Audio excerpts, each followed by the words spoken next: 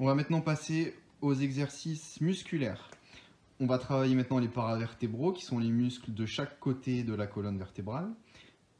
Premier palier, vous êtes sur le ventre, vous allez lever les bras. Vous inspirez, vous soufflez, vous gardez cette position. Le deuxième palier, vous allez baisser les bras, vous relâchez les bras. Et cette fois-ci, vous allez lever les jambes. Voilà, en serrant bien les fesses.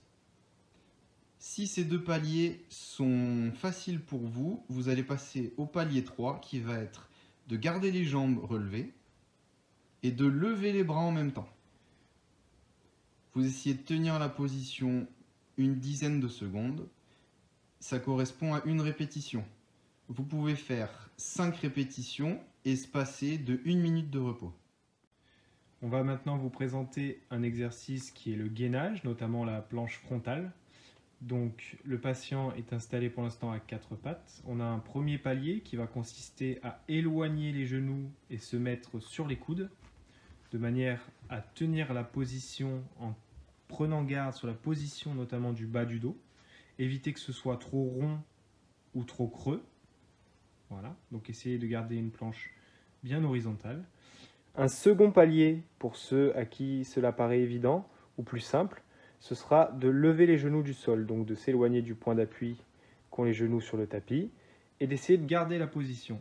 Même principe, éviter le dos rond ou le dos creux, et garder la position de planche horizontale. L'exercice peut être répété plusieurs fois. Essayez de le tenir entre 30 secondes et 1 minute sera un bon début. On va vous présenter ici un troisième exercice musculaire, dont le but est notamment de travailler les muscles paravertébraux de part et d'autre de la colonne vertébrale, ainsi que les muscles grands fessiers. Donc le principe, sur ce premier palier, va être bras le long du corps, de décoller les fesses, de maintenir la contraction en faisant attention à bien rentrer le ventre. On va combiner ici donc un travail du transverse, comme nous l'avons déjà vu. Le premier palier est celui-ci. L'idée est de maintenir la position.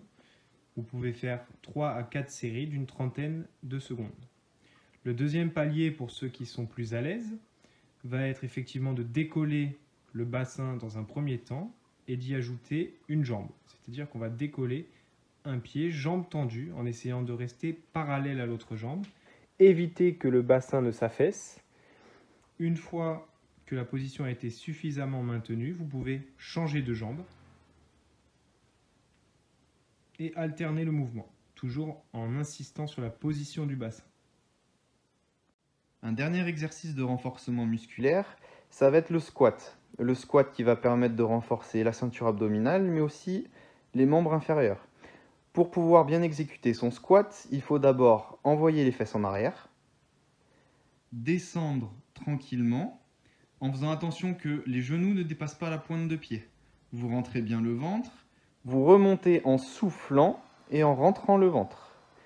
Ceci correspond à une répétition.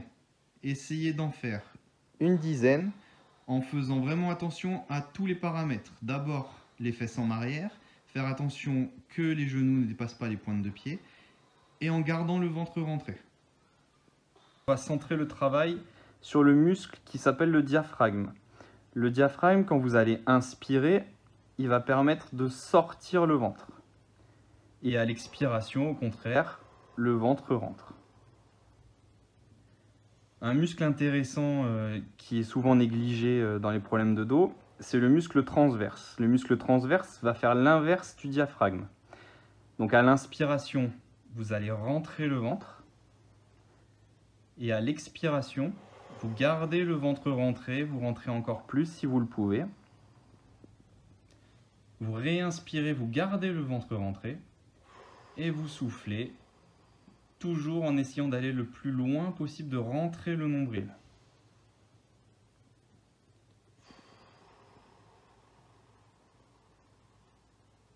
Pour ajouter de la difficulté, vous pouvez vous mettre à 4 pattes.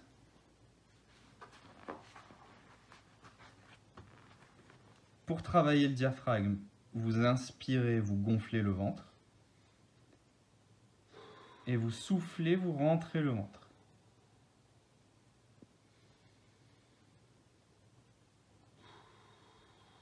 Le transverse, qui est son antagoniste, va faire l'inverse. Quand vous inspirez, vous rentrez le ventre. Et quand vous soufflez, vous essayez de garder le ventre rentré. À la prochaine inspiration, vous rentrez toujours le ventre. Et vous soufflez, toujours pareil, en gardant le ventre rentré. Vous essayez de faire le maximum de répétitions possible avec la difficulté qui vous convient.